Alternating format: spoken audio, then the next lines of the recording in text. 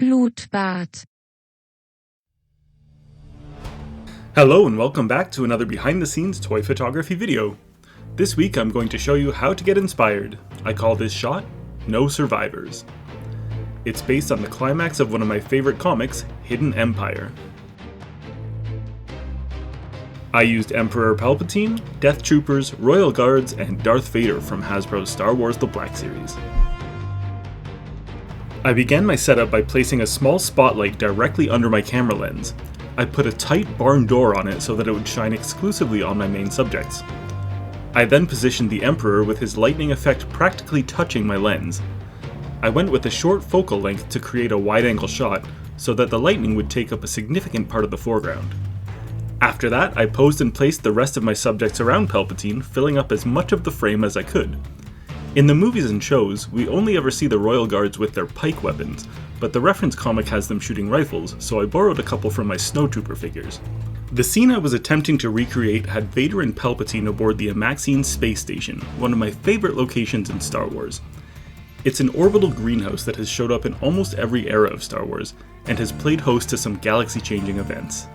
In this comic, Kira, Emilia Clarke's character from the Solo movie, has re-emerged as the leader of Crimson Dawn, and has lured the Sith Lords to Amaxine Station in order to trap them in stasis forever. Being that it's a giant greenhouse, I used a variety of aquarium plant decorations to fill in the spaces around the figures. Here's my base image. As I often do when photographing lightsabers, I took 3 separate exposures. I began my edit by blending them together with layer masking. All the lights I have cast too much light to recreate lightsaber glow, so I had to selectively brush in the light so that it wasn't flooding the whole scene.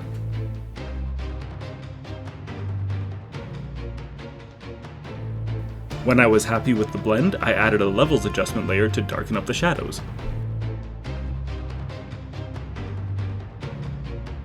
Next, I used the pen tool to create a selection around the lightsaber blades, and I used the brush tool to color them in white.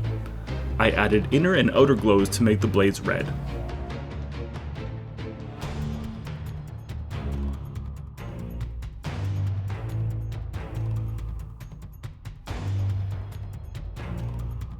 After adding another adjustment layer for color balance, I used the spot healing brush tool to get the dust off Vader's helmet.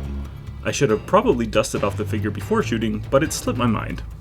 The toughest part of this edit was drawing in the lightning. I had to bust out my drawing tablet for this, which I haven't had to do for quite a while. I used the same effects as I did for the lightsabers to create the glow around the lightning. Lastly, I made a few more minor color adjustments and touch-ups.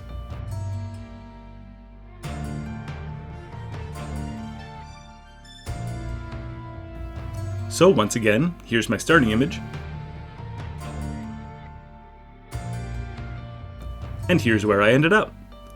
If you haven't read Hidden Empire, I could not possibly recommend it enough, but I would advise you to check out War of the Bounty Hunters and Crimson Reign before doing so, as Hidden Empire is the third part of a trilogy. Thanks for watching!